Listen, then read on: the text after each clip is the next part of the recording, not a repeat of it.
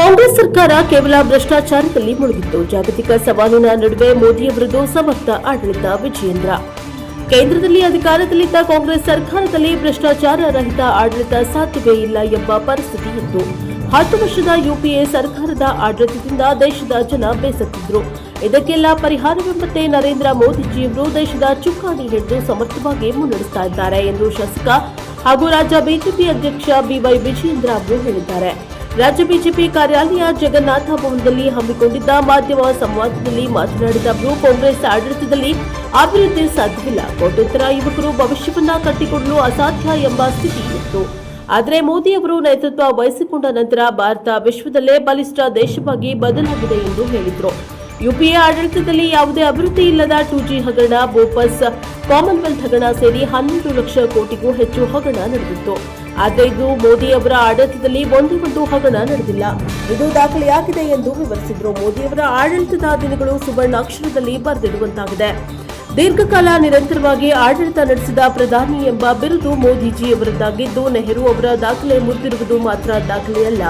ಮೋದಿಯವರಿಗೆ ಇದ್ದ ಆಡಳಿತ ಅನುಭವವು ದಾಖಲೆಯಾಗಿದೆ.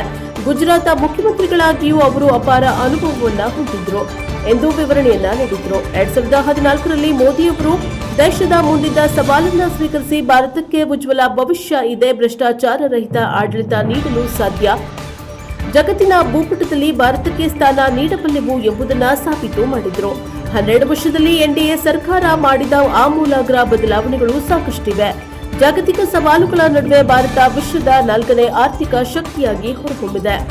ಮೋದಿಯವರ ಇಚ್ಛಾಶಕ್ತಿಯಿಂದ ಇದೆಲ್ಲ ಸಾಧ್ಯವಾಗಿದೆ. ದೇಶದ ಪ್ರಧಾನ ಸೇವಕ ಅನ್ನುವ ಭಾವನೆಯಿಂದ ಒಂದು ದಿನವೂ ವಿಶ್ರಾಂತಿ ಪಡೆಯದೆ ಮೋದಿಯವರು ದುಡಿಯುತ್ತಿದ್ದಾರೆ ಎಂದರು. ದೇಶದಲ್ಲಿರುವುದು 4 ಜಾತಿ ಮಾತ್ರ. ಅವರು ಬಡವರು, ರೈತರು, ಮಹಿಳೆಯರು ಮತ್ತು ಯುವಕರು. ಅವರಿಗಾಗಿ ವಿವಿಧ ರೀತಿಯ ಕಾರ್ಯಕ್ರಮ ನೀಡಿ ಸರ್ವರಂಗದಲ್ಲಿ ಅಭಿವೃದ್ಧಿ ಸಾಧಿಸಲಾಗಿದೆ. ದೇಶದ 140 ಕೋಟಿ ನಾಗರಿಕರಿಗೆ ಮೋದಿಯವರ ನಾಯಕತ್ವದ ಬಗ್ಗೆ ವಿಶ್ವಾಸ ಬಂದಿದೆ. ಜಾಗತಿಕ ಕುಸಿತದ ನಡುವೆ ಭಾರತ ಹೆಚ್ಚಿನ ಅಭಿವೃದ್ಧಿ ದಾಖಲಿಸಿದೆ ಎಂದು ತಿಳಿಸಿದರು. ಮೋದಿಜಿಯವರು ರಕ್ಷಣಾ ಕ್ಷೇತ್ರ ಅಭಿವೃದ್ಧಿಗೆ ಹೆಚ್ಚಿನ ಒತ್ತನ್ನ ನೀಡಿದ್ರು. ಈ ಹಿಂದೆ ರಕ್ಷಣಾ ಆಮದಿಗೆ ಒತ್ತನ್ನ ನೀಡಿದ್ರು. ಆದರೆ ಈಗ ರಕ್ಷಣಾ ಕ್ಷೇತ್ರಕ್ಕೆ ಬಜೆಟ್ ಹಂಚಿಕೆ 165% ಹೆಚ್ಚಳಾಗಿದೆ. ರಕ್ಷಣಾ ಉಪಕರಣಗಳನ್ನು ಉತ್ಪಾದನೆ ಮಾಡಲಾಗ್ತಾ ಇದೆ. ಈ ಕ್ಷೇತ್ರದಲ್ಲಿ ಆತ್ಮನಿರ್ಭರ ಸಾಧಿಸಲಾಗ್ತಾ ಇದೆ ಎಂದರು. ಈಶಾನ್ಯ ರಾಜ್ಯಗಳಿಗೆ ಗಮನ, ನಕ್ಸಲ್ ಪೀಡಿಗೂ ಇಲ್ಲ. ಕಾಂಗ್ರೆಸ್ ಸರ್ಕಾರದ ಅವಧಿಯಲ್ಲಿ ಈಶಾನ್ಯ ರಾಜ್ಯಗಳ ಕಡೆಗೆ ಗಮನ ಕೊಟ್ಟಿರಲಿಲ್ಲ. ಆದರೆ ಮೋದಿಯವರು ಪ್ರಧಾನಿಗಳಾದ ಮೇಲೆ ಈಶಾನ್ಯ ರಾಜ್ಯಗಳಿಗೆ ರೈಲ್ವೆ ಸಂಪರ್ಕ, ಹೆದ್ದಾರಿ, ವಿಮಾನ ನಿಲ್ದಾಣ ಸೌಲಭ್ಯ ಉತ್ತಮಗೊಂಡಿದೆ. ಆ ಭಾಗದ ಜನರು ನಾವು ಭಾರತೀಯರು ಎಂಬ ಭಾವನೆ ಮೂಡಿದೆ. ಮೋದಿ ಹಾಗೂ ಅಮಿತ್ ಶಾ ಅವರ ನಾಯಕತ್ವದಲ್ಲಿ ನಕ್ಸಲ್ ಪಿಡುಗನ್ನ ನಿರ್ಮೂಲನೆ ಮಾಡಲಾಗಿದೆ. ನಕ್ಸಲ್ ಪೀಡಿತ ಜಿಲ್ಲೆಗಳ ಸಂಖ್ಯೆ ಗಣನೀಯವಾಗಿ ಕಡಿಮೆಯಾಗಿದೆ. ನಕ್ಸಲ್ ಪೀಡಿತ ಜಿಲ್ಲೆಗಳಲ್ಲಿ ಐಟಿಐಗಳ ಸ್ಥಾಪನೆ, ಕೌಶಲ್ಯ ಅಭಿವೃದ್ಧಿ ಯೋಜನೆ ಜಾರಿ ಮಾಡಿದೆ. ಯುವಕರು ಉದ್ಯೋಗ ಪಡೆಯುತ್ತಿದ್ದಾರೆ. ಕಾಶ್ಮೀರ ಅಭಿವೃದ್ಧಿ ಪಥದತ್ತ ಸಾಗುತ್ತಿದೆ.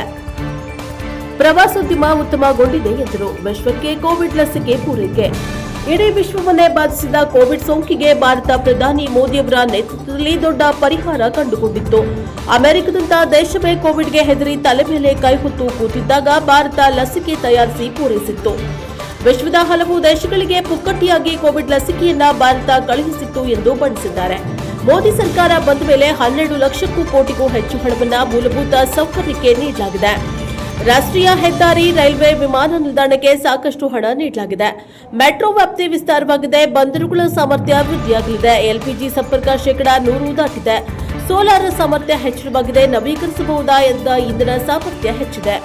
ಶುದ್ಧ ಕುಡಿಯುವ ನೀರು, ಶೌಚಾಲಯ ಹೀಗೆ ಎಲ್ಲಾ ಕ್ಷೇತ್ರಗಳಲ್ಲಿ ಅಭಿವೃದ್ಧಿ ಮಾಡಲಾಗಿದೆ ಎಂದರು. ಭ್ರಷ್ಟಾಚಾರ ಮುಕ್ತ ಆಡಳಿತ. ಮೋದಿ ಸರ್ಕಾರದಲ್ಲಿ ಯಾವುದೇ ಭ್ರಷ್ಟಾಚಾರಗಳು ನಡೆದಿಲ್ಲ. ಸ್ವಚ್ಛ ಆಡಳಿತವನ್ನ ಎನ್ಡಿಎ ನೀಡುತ್ತಾ ಇದೆ.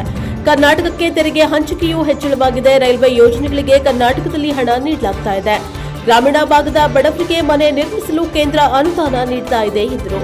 ವಿರೋಧ ಪಕ್ಷಗಳಿಗೆ ಸಹಿಸಲು ಆಗ್ತಾ ಇಲ್ಲ. ಮೋದಿ ಅವರ ಸರ್ಕಾರ ಇಷ್ಟು ವರ್ಷದಿಂದ ಆಡಳಿತ ನಡೆಸ್ತಾ ಇದೆ ಎಂಬುದನ್ನ ಸಹಿಸಲು ವಿರೋಧ ಪಕ್ಷಗಳಿಗೆ ಸಹಿಸಲು ಆಗ್ತಾ ಇಲ್ಲ. ಅದಕ್ಕೆಂದೇ ಅವರು ಅಪಪ್ರಚಾರ ನಡೆಸ್ತಾರೆ. ದೇಶವನ್ನ ವಿಕಸಿತ ಭಾರತವಾಗಿ ಮಾಡಲು ಮೋದಿ ಅವರು ಕೆಲಸ ಮಾಡ್ತಾ ಇದ್ರೆ ಮುಂದೆಯೂ ದೇಶ ಜಾಗತಿಕ ಸವಾಲುಗಳ ನಡುವೆ ದೊಡ್ಡ ಶಕ್ತಿಯಾಗಲಿದೆ ಎಂದು ವಿಶ್ವಾಸ ವ್ಯಕ್ತಪಡಿಸಿದರು.